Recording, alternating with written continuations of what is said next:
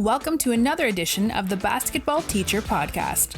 Our mission is to bring you discussions on a wide array of topics in the coaching world to grow players on and off the court. You can connect with us on YouTube, Facebook, and Twitter, and also reach us directly through email at basketballteacherpodcast@gmail.com. Now, here's your host, Coach Mike Hernandez.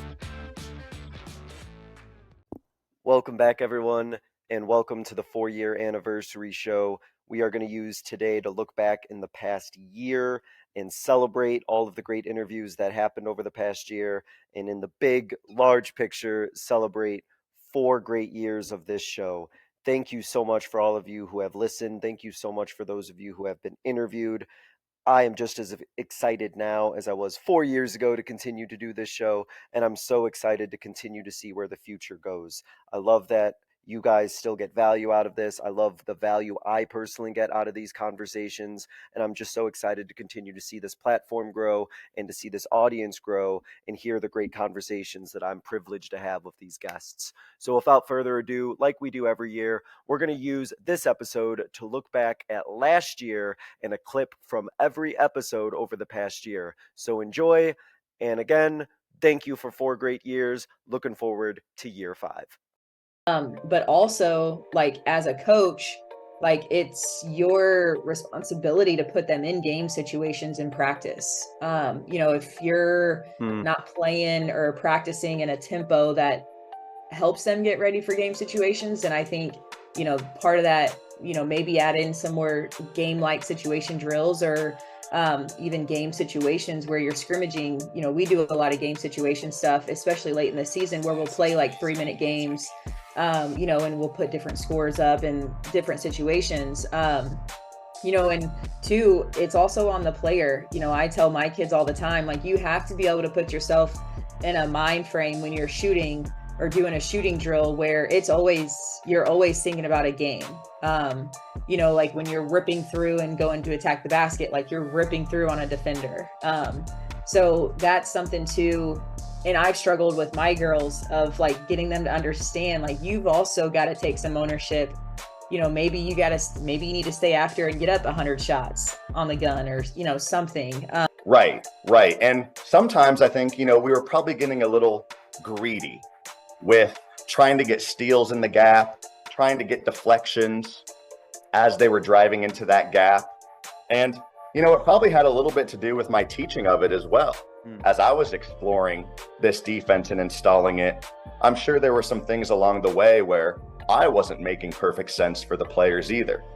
But over time, you learn, you adjust, and as you continue to emphasize that open stance in the gap, just like anything, kids begin to pick it up, it becomes habitual, and you just got to stick with it. So I will definitely take some blame with that as well. There's probably some things I didn't teach as well as I should have. Playing with a local AAU team, and I was like, well, where are you playing at? And he's like, Salisbury, which is 30 minutes away from us.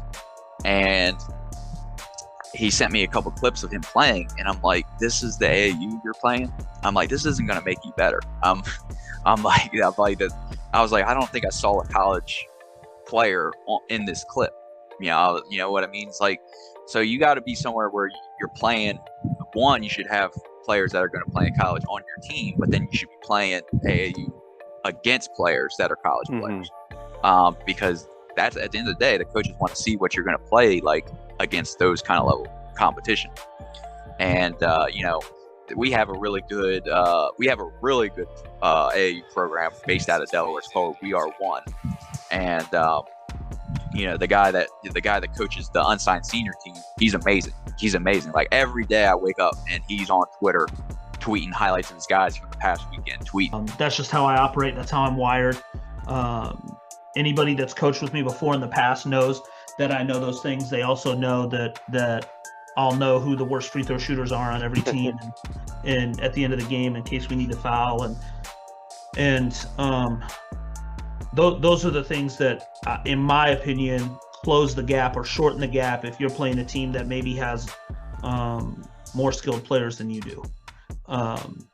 And so you have to know those things. If they're switching every screen, Maybe we need to set ghost screens. Maybe we need to do different actions. Maybe we need to set flare screens instead of pin downs. And, you're always constantly reviewing and assessing those things during the game. And then also having great assistants help too, because they're able to talk to you during timeouts about what they're seeing. And all of a sudden you've got 6 other sets of eyes on stuff, or 3 other sets of eyes on stuff, 6 eyes that can give you the ins and outs of what they're seeing too. Do I know we're having a good practice if my eyes are closed? Like, can I hear it? Are we talking? Is the ball popping? Like, depending on your drill or whatever you're doing. But like the 2 or 3 things, are we like that we talked about that we're working on this drill? Are we focused on those 2 or 3 things? Are we, and anytime we're not using it, we're not like, then that was a wasted, section. Like we, Sure. That's, and I think I beat myself up practice planning. I think a lot. I think I beat myself up about, obviously wasted time, but how efficient was it? Was there, and probably every coach does this, but like, could we have been doing something else? That's something I think we all, we continue to learn, because Trial and error. it is a trial and error, because I think, again, it's from knowing your players. I can probably think of a couple times where I maybe, my approach was different than it should have been, but then, you pull them aside and, this is what I meant, and let's talk about it. And it is trial and error, because sometimes you don't know what you're going to get from your player unless you try kind of every avenue, and sometimes it's, let's talk about it. Sometimes I need to get on you. Sometimes, and it is a fine line between pushing and then kind of pushing too hard. And I think that starts by knowing your personnel. I'd always prefer the earlier practices, so then I could go out and go see whoever, because I know there's games that start at 5.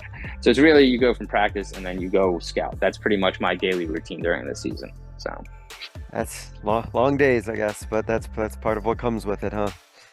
Yeah, I love it. I mean, even like I said, going back to my college days and college coaching, like you had to watch a team multiple times. So I've always enjoyed that facet. So like, I know it's a lot of work and it takes a lot of time, and having good assistants and good scouts that will help you go watch those games too. It's extremely vital and extremely important. So not only you can get those views, but you're just getting more eyes, having them watch more games.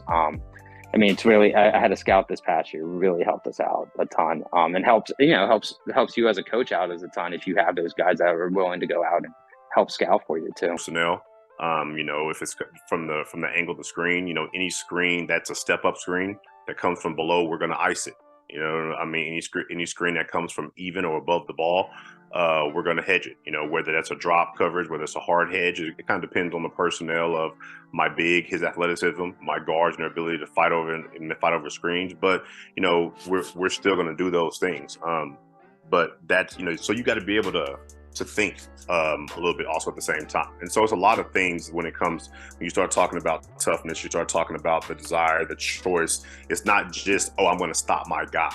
That's part of it. But at the same time, good defenders are good on and off the ball. You know what I mean? And those guys, it's hard to find those guys, but the ones that are great at doing that are elite, and they're really good. And you see them playing, on ESPN, and they play a lot, and they're having success, they're getting recruited and all things of that nature. But my high school coach was like this, so we do this too. We go over them all every day on air. We start every day pretty much with that. Now, by the beginning of the season, it takes way too long, and once we get rolling in the season, it's quick. It's not going to take more than maybe 3-4 minutes tops. We're going to rip through them all, boom, boom, boom. I don't call them; the point guard just calls them all out. But that obviously, you will get girls that go through the motions, especially once they get it. They're just going to start. So you gotta turn it into competitive. I mean, and we did a good job of that last year, but we got to do an even better job this year, making sure we're giving our offense the look that the defense is going to give us. So if we're going to play a team, and that's where film comes in. If we're going to play a team that's running an aggressive 1-2-2, then we have to practice those plays versus an aggressive 1-2-2. As about coaching in the first place, you know, kind of talked about Shaka Smart's VCU team and his Havoc style of play. I mean, they barely got in the tournament back in 2011. They were in the first four, and they ended up going to the final four, and they pressed and ran all game. You know, like I vividly remember watching in my dorm room them full court press Kansas. So I think it was 35-2 at the time of that game with the Morris twins and all those guys, and they upset them, you know. And I remember being mind blown because I'd always been told that if you were the underdog, you know, you got to slow the game down, right? You got to make the game much shorter, right? Limit possessions, yeah, you know, slow it down and, you know, keep the more talented team from running, keep the possessions very short or very long, and you know, control the game. And they were just running and getting up and down the court and firing threes and upset their way to the Final Four.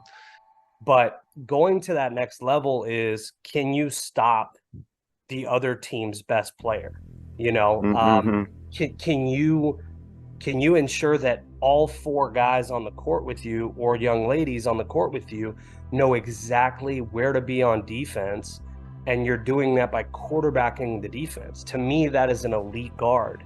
And we've got some young players that, you know, I feel like have an opportunity. It might be the first time in my career where I've had multiple at the same time where I could put them on the court together. But they're in this place right now where they got to decide, do I want to be that? Because it's uncool. You know, I got to talk. I got to dive on the floor. When my team or my teammates are on the sideline in practice, I got to be coaching them up, you know? And so you are a coach. Yeah. So it's difficult, but I'm hopeful that we're going to be able to have, for the first time in 18 years, shift that way because of their pivots, or they're staying on 2 feet or whatnot. And then from there, I usually do form shooting, some finishing drills, a little bit of ball handling, just kind of see where they're at. And then after that initial hour and a half when I'm with them, I'll usually see, like, okay, when they're on their left side, do they put their eyes down? Or when they're shooting, do they push the ball? Where's their fingertips and stuff? I try and look at all the details. I think a lot of skills trainers now just go straight to the tween behind the back cross to a sky hook and stuff, but they don't work on 2 foots. And I was like, my footwork drills, my reverse pivots, regular pivots, putting the ball over your head, ripping low, ripping high, keeping your eyes up, talking. I mean, it's so attractive, right? There's so many players that, that already have that experience. You have a lot of, you've got college coaches now they're not even looking at high school first. Yeah. That's sometimes it's the last thing they look at, so it's not like, kids took it for granted before, but it's so much more. You got to be ahead of it. So some of the things that, I'd like to bring up with high school players is, don't say that you have a lot of time and you can figure it out later. You can't do that. You have to start looking at schools early and often. I would even say start looking in when you're in junior high, when you're in middle school. These camps these ID camps or schools that you like, try to find those camps that you want to be a part of. Why do you do that? Because you want to start building a relationship with maybe not the head coach, maybe it is the head coach, but for them to score. So we still run the split screen and we still run the flare or down screen, but basically it's for them to score, so there's no help. So we have a series of stuff. We can do a drop step. So if you get them so far under the paint, we also have something called a go. It's called go. So we catch it and you just go and you try and get all the way to the other side of the rim. So basically, you can either finish on the other side, or they stop you, and that's an easier read for them. Then they can just drop step to the other side and just finish. So we teach goes, and then also we call it an OUI. Juwan Howard at Michigan runs that with the men. It's just like a shoulder shimmy. So if I'm on the right block and I'm dribbling with my left hand, putting my right shoulder in the defender, I'm putting my left shoulder back and then coming back over my right shoulder for a hook. So they call that little shimmy an OUI. And as you know, the weirder or cooler the name is, then their girls will do it more. We can't watch. Like, we can't just stand there watching, hoping it's going to come to us. We have to go initiate the contact, and that's the beauty of, especially with my bigs, the beauty of being a big is getting to be physical. You know, we're not on the perimeter. We need to go use your forearm to check where they're at, and then you turn around and box out. But it's not just turning around and keeping them there. Your goal is to drive them away from the basket. And if one of our guards can pick it up, better. If not, you drive back and then jump to the rebound, chin it, which keep the ball at your chin, and then look for the outlet. Or if you're one of our point forward type, then I mean you can bring it up yourself. But my big thing is that we can't just look up and just kind of go get it. No matter how big you are, you need to just box out and chin and squeeze the ball down. It's like this weekend, I'm just like having flashbacks right now. You've got to a lot of our guys were getting the rebound and bringing it down. That's like my number one. I'm getting flashbacks. That's my number one thing. I tell them about all the time. And you just got to get to know we have to chin the ball and. Anytime you're trying to drop some amazing knowledge bomb that you think is next level and it's going to change lives, right? There has to be the environment where people are ready to hear it and receive it too, right? And so and that's sometimes hard, and I think a lot of it again is consistency, and also explaining the why, right? So again, coaching girls basketball, I probably focus more on why on certain things than I do on anything else, because I find that buy-in comes more so when the players understand, okay, this is why I'm doing this is why we're doing this drill, this is why we're learning this skill, and practicing it over and over, and so understanding the why is really a big deal. Going to be doing this year is having those kind of individual meetings, whether it's with film, whether it's just a sit down once the season gets started and we kind of have more time on our hands, but each one of our players is going to get kind of an individual player sheet, with kind of their responsibilities on the floor, what we need them to really look for as far as offense, defense, rebounding, things like that. Maybe a suggested shot chart. I've got an amazing software where we can see everybody's shots from the previous years, as well as kind of where their shots are being taken from this year. And so we'll consistently be looking at that as much as they want to, and we'll talk about kind of, okay, here's where I see your shots coming from, and here's kind of where they are coming from right now. And just kind of using that as a visual aid is see, you get to the rim, you're shooting 65%. And they had played us well before, but they hadn't beaten us, not this exact group. And they came to our house, to our place, and they beat us. And it wasn't a fluke. There wasn't anything fluky about it.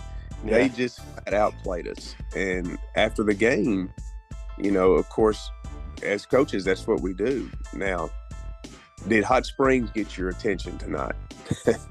That anybody on any given night, when you're ranked number 2 in the state, as we were, and you're the big program in the county at the moment, I mean, you're gonna get their best every night. You're not, and people have you circled on the schedule. You're not just somebody they overlook. They're ready for you. They can't wait to play you. It would make their season to beat you, and that's what happened. And that game turned our season around. I mean, at that point, that woke us up, and from that point on, we didn't lose a game until we got to the state championship game. It just really got their attention. So, I think that more than anything is the best thing to keep them from looking ahead is just a loss, to grab their attention. I mean, like I said, they are high school kids. You can preach and preach and preach all you want about it. But important to you, right? What are we trying to do here? And what's important to us? Well, for us, we have two primary goals driving everything we do. The first one is that our kids get better. So every player that plays for us gets better. We're not one of those AAU or travel teams that just shows up on the weekend and plays and rolls the ball out. You know, there are some of those, and that's just not who we are. And so we have kids from all over the state of South Carolina, which South Carolina is not a huge state, but you know, several hours away. When we'll have a few North Carolina and Georgia players. And so we do practice on the weekends, but every weekend that we're not playing, we practice during travel season. And the second thing for us is that our kids get a free education, go to college and play basketball. And so when you have those two things in mind at the front of everything you do, it helps you establish good culture. Because we want to win. Nobody coaches and wants to lose. Nobody plays and wants to lose. You know, if we went undefeated next year in the spring and summer on all three of our Adidas teams, it'd be an amazing year. 1-3-1, you know, man-to-man, pressured, more soft. You know, you've got to be confident in what you're trying to do, but you also can't be too set in your ways to say, okay, we're not gonna, you know, even though it's not working, trying to adjust to it.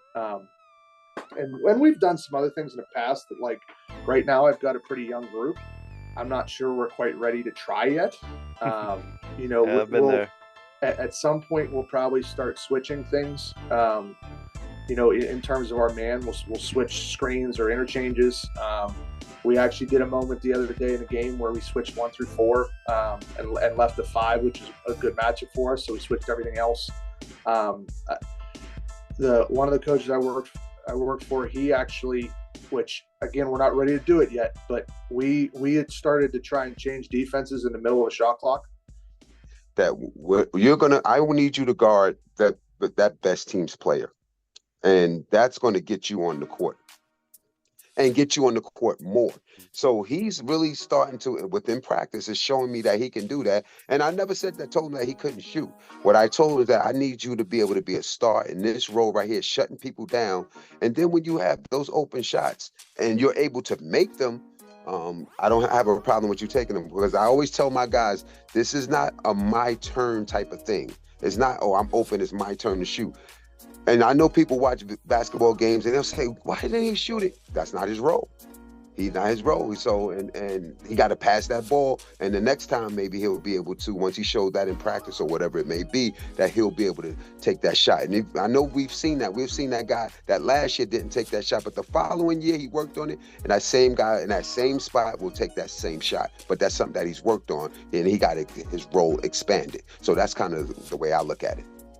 That's really what it comes down to. Gritty, tough kids are the ones that are willing to stick their nose in there defensively. And so you look for wingspan and athleticism and quickness and all of that, but there has to be a willingness for them to guard and defend. And so will they fit? You know, we feel like with our system, we can put guys into positions to be successful if they're smart and they understand what we're trying to accomplish. But it's really tough to plug a kid into the system if they're not willing to sacrifice and buy in and be tough on that end. You know, if there's no commitment, if you don't see it on film, you know, when you talk to them, you just don't get the feeling that they're going to buy into that, because this is going to be the backbone of our program.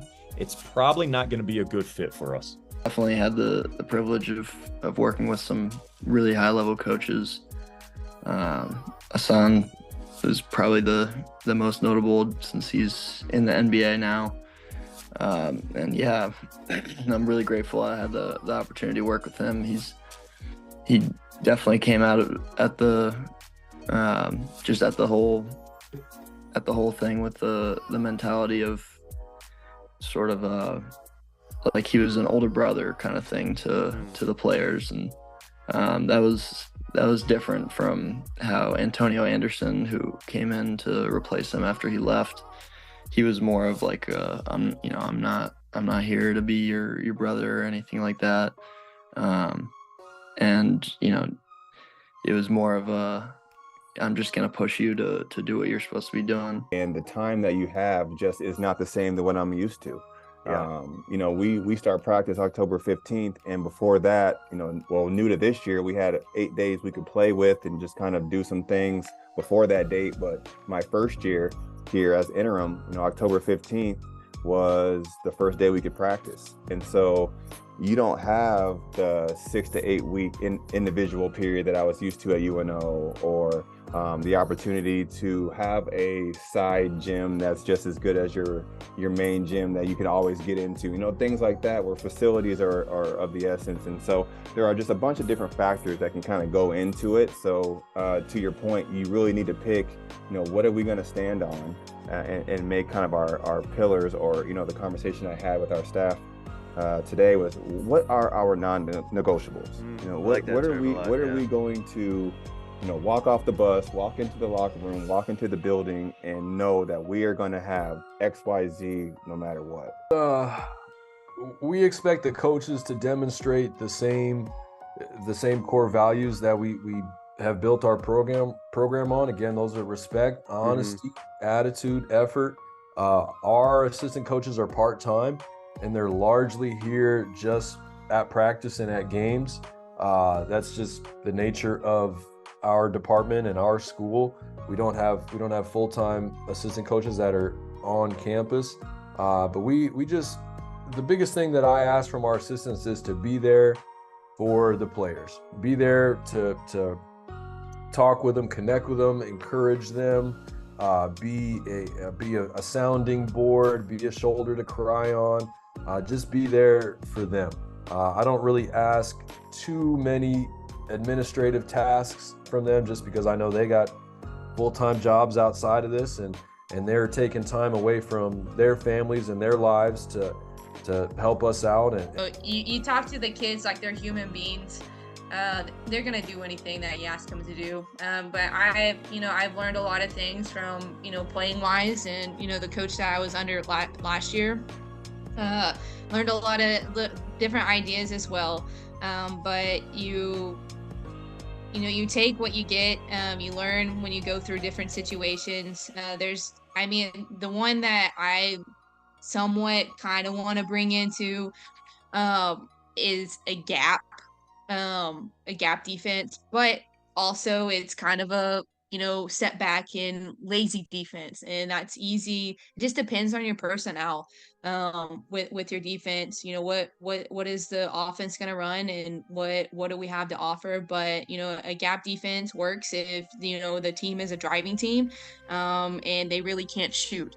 But if, you know, they're a lights out shooting team, then gap defense really isn't going to work, because you're going to take too long on the closeout. It just, you know, there's a difference, you know, you could feel a difference.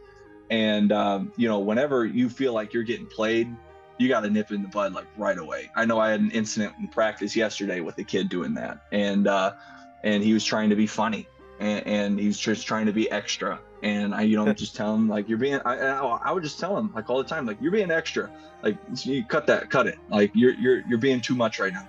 And, you know, he was like, okay, my bad.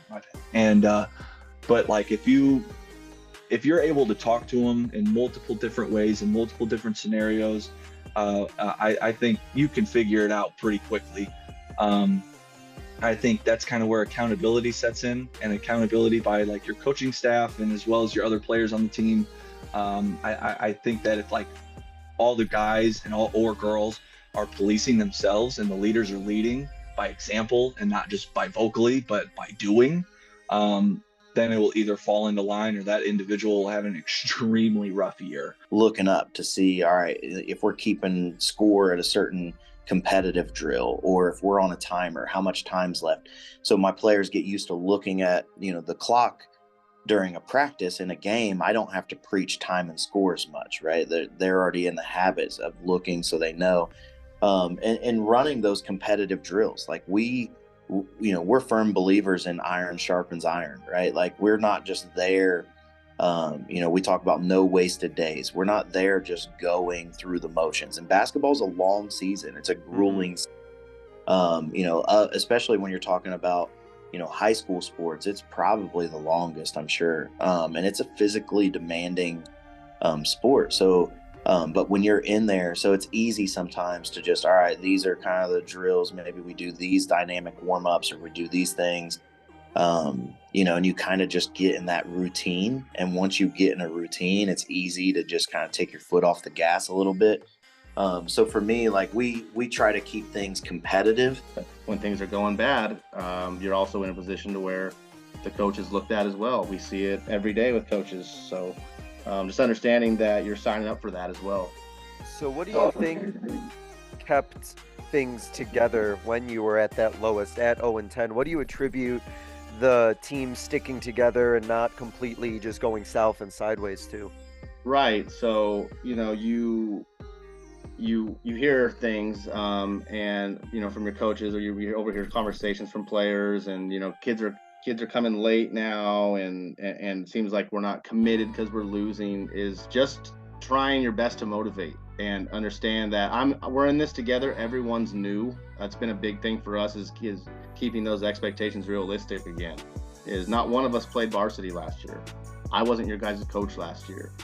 So really just trying to get these kids to understand that we have a lot of work to do. Definitely, if we thought that drill didn't help at all, we're like, hey, let's just scrap this for the future. Or if we thought like, hey, we need to do more of this because this is what we really need to hone on. Like lately it's been our rebounding drills. Like those have been really helpful for us. We're like, we need to do this more. So yeah, we recap after games, we recap after tough losses. I mean, yeah, we recap a lot. There's a really good communication, which is something I hadn't had before. So, which and again, you know, no knock with where I was completely separated from the other program a lot, being so far away and everything. Sorry, one of my players is asking when practice is. Hey, perfect. Never stops what we're doing. I know, I've been there. It's like ask your parents. Yeah. Well, I can think specifically this year we're having a lot of trouble. We get out on the break, dribble the ball to the corner, and then we kind of get stuck there. And you know, I'm on the sidelines, swing the ball, and they, no matter how much I said that, it just kind of they weren't getting it. So we do a drill every day just to get warm up. It's called, when I saw it was called USA Shooting. And you have 4 basketballs, 2 on each end. You have like a 3-man weave to start. There's a layup, and then there's 2 jump shots. And it's just continuous. We do it for X amount of minutes, and then we try to get to 80, 90 points, whatever. So with that, we implemented, okay, we don't want just the 3-man weave and a layup. We want the last pass after half court, dribble to the corner, and then retreat dribble, kick the ball to the point to wing, layup. Because hat too much too, right? So the things that you and I are talking about right now, we can't really quantify down to, you know, a statistic, right? So it's not, it's more qualitative, right? So we're talking, we're engaging. There's no way for us to use a metric to determine the success of those conversations, right? So I feel like in sports in general, but even in basketball, the numbers game is so important, right? And I always say to the guys, sometimes the shot's made before it's even taken, meaning, you know, is your confidence, is your head right? You know, if you get a wide open 3, but you're quivering, shooting the thing, you know, you might as well just roll the ball out of bounds. But we don't look at it as coaches as I facilitated that fear in that player based upon the way that I conversed with them, right? Or how I framed the conversation, right? So we'll get 2-3 weeks, you know, a month into the season, and we're wondering why little Johnny is 0 for 15 from the free throw line or so on and so forth. But we're not looking within as to why that kid may be doing that. In college, I loved it. I don't know how, like in high school, I don't know what it's like in Phoenix, but here I couldn't even do it. They have like a week to prepare for the season, right? Like, so it is so condensed. So, I mean, I'm thinking putting myself in a high school position, yeah, it's probably going to be a lot less that I'm going into a season than what I did in the college season, right? Like we had a month to get ready and prepare. So we could put a decent amount of stuff, but how did I figure out what. Well, my first few years, my first probably 4 or 5 years as head women's coach, right? Like we had a team that at times struggled to shoot the ball, but were really, really good defensively. And we were tops in the league in steals, points against. We had a player who she led the country Division 1, 2, and 3 in steals. So, I mean, that was our identity. But then after that, and that kind of group left, I had a team that shot the ball better. And it really, for us, man, it got the ball to both sides of the floor. The defense, if they don't communicate it or they don't jump to the ball, you're going to get a look for a layup. And if they're a switching defense, you actually can create the mismatch you want with the guard on a big at any time, or a big on a guard. So it allows, if I'm hearing you correctly, a framework for them to kind of work within that has, different options that they can do, though, but it's not robotic necessarily where they're stuck within one particular movement. They're still decision making and thought that has to go into it for it to be run well. 100%. I like to let them flow, but with guardrails. Because put the bumpers on in the lane. Exactly. Like you're bowling, putting the bumpers on the lane. And for us, it really did. We had one kid that shot the ball pretty decent. We're doing a ton of that in the first third of practice, and then we'll do a third about us and what we need to work on as a team, whether it's transition offense, defense, things on offensive, defensive half court sets, all the above. And then the last third is if we have a scouting report, we'll do a third on them, the opponent coming up. So we break it down that way. Definitely don't lose sight on development, shooting, competition with any of that. We schedule pretty much everything down to the minute because we have to. We get very limited time in the gym because of the way the school day breaks down. And then we emphasize winning and have particular points for particular things on the day, whether it's assisted threes, stops, offensive rebounds. But then kind of similar to football, we really make some days more physical than others. And if it's 2 days out before a game, you're going to be really physical, or go hard on a Monday, then we're still going to compete but not go as physically grueling stuff on a Tuesday before a game. But that if your feet aren't moving, then you're not playing right. So like if you're just kind of standing still, you're not in the system, because you should be constantly moving, whether it's stunting, recovering, getting yourself in position. Because the ball doesn't stand still, so you shouldn't be standing still. So that was a constant. And then, another selling point too, especially for the kids who want to go to college, is us playing this style of ball.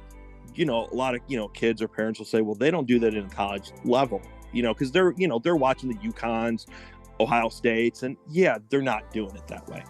However, the biggest difference between, I think, levels of basketball is speed processing and foot speed. So even us playing this is still going to be slower than the slowest team in college basketball. But I do think it helps give them a sense of, you can't take off plays in college. And I haven't done one in 2 years, and so I signed up for another one. I'm running one the first weekend in November, and one of the big reasons I'm doing it, like when I was at Spain Park, my kids saw me train, and they saw the things that I went through to get my body ready to go do those things. And look, I mean, people are inspired by watching people do tough things. I mean, all you got to do is turn on David Goggins, and watch some of his YouTube stuff. I mean, and people are inspired by, what he does, physically and mentally, to prepare himself and to train and to push his body and, and do all those things. But my Orange Beach kids haven't ever seen me do it. They've heard me tell stories. They've seen some videos of me doing it, and more likely to want to play for me and to want to be bought in and do things that we were doing that made us successful. And that really opened the door for me in a lot of different ways, and getting to coach a bunch of different teams and to, really get known as a pretty good high school coach and a good trainer. So having a good reputation is very important. Winning at the end of the day, winning helps a lot. And I think it's important to align team goals. If you want to talk about strategy and buy-in, one thing that I always do is I always have individual meetings with players. Always. At the beginning of the season and once a week.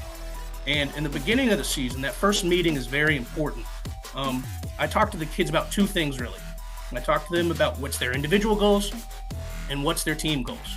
And 9 out of 10 times when you talk about team goals, they always say, I want to win championship, or I want to go undefeated.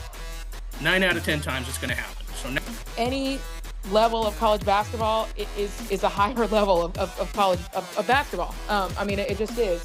And so, with the NCCAA, you can have all different types of levels of players. There's players that have gone on to play, professionally.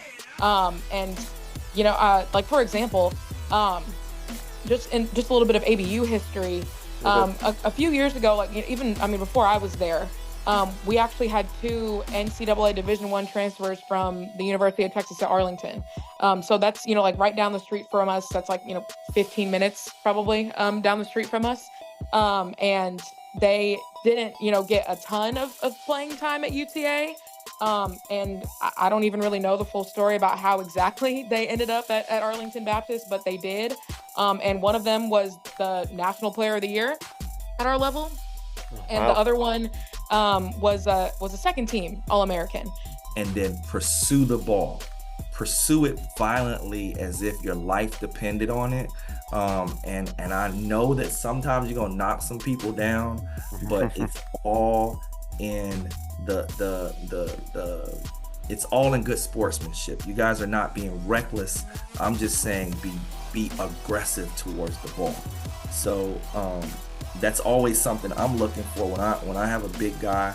If you're 6'5" or above, and this is what I've told them. I said, man, I've had to play, in games where in my championship game, my tallest guy at the time was 6'3", and he was my best rebounder. Best rebounder, yeah. Yeah, and so if a 6'3" and a 6'2" guard can rebound at a high level, then I can't take anything less from a guy that has, 5 to 6 inches on it. I always said when I was hiring assistants as a high school coach is I don't care if your philosophies are 100% different than mine. I need to get along with you. We can't be nipping at each other's heels and anything like that, because we're going to grow through this. I'm going to learn from you. You're going to learn from me. Ideally, you get to the higher levels or whatever. A lot of times maybe you just get put with assistants at the high school level, but at the college level, at some point philosophies are going to start to merge the longer you're with a staff. But number one is you got to respect each other and you got to get along, because from there it's all about trust. And on that point, I heard this quote from somebody, I don't even remember who, but it was, best can always be better. So Coach Raridan, he is, in my opinion, one of the best, and is kind of a role model of mine. In a drill, have that point guard coming off of a ball screen and getting a layup. That if you get that in a game, you're going to get it once or twice tops. That clean look, come off a ball screen, let me just coast into the lane and get a layup where I jump 2 feet off, maybe 2 inches off the ground. That does not happen against good defenses. It does not happen against good teams. Good teams are going to try and hedge. Good teams are going to put 2 defenders on the ball out of a ball screen. So when we do these drills, I always like to have our point guard hitting the roller with a pocket pass, not just I'm going to come off of it and throw a lazy one-handed chest pass. That also doesn't happen in a game.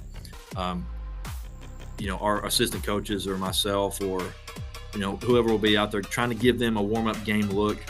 When it comes to our point guard coming off of that ball screen, I always want them hitting that shake or hitting the roller in a drill. And then, you can use the drag, for example. you're set up to win. If you are always put where your back is against the wall, and as me as a coach, I'm going to sit back sometimes and just watch how you figure it out. I want to see your thought process.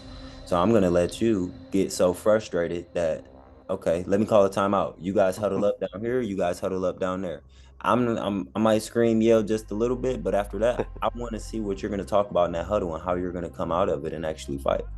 Because I'm very, very big on, you know, in the middle of a game, foul happens, please huddle up really quick, you know, talk about it. Okay, we in this defense, we in this offense. All right, let's get back to it. If you're on the bench, we get an extra 10 points every game if y'all are just loud and, you know, creating chaos from over on our sideline, whether you clapping, saying some sort of chant, whether it's the defense or you just, hey, we in help, we got this person's open at the rim. You know, you're frustrating teams because we preach communication so much as coaches, but how many teams actually come in the gym and do it? How many teams get into the game and you're hearing help, and blah, blah, blah, the whole game? I know people say, well, you want all these shots. Yeah, but I don't want them just because you think that the very first pass is the one that we need to get. And I, you know, I love giving kids freedom within structure, but even myself this year struggled with it. With such a young team, we had a ton of turnovers.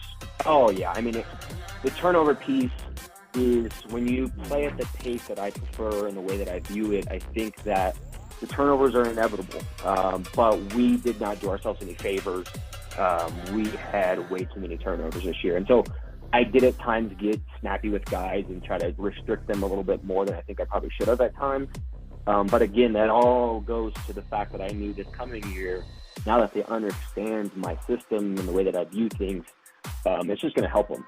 And, you know, if I had to describe, I guess, you know, my structure, I would say, you know, we're very heavy on Villanova principles, everything off to, you know, understanding when you drive, how your footwork should be on specific. Who is my best scorer or scorers, and how are they best effective?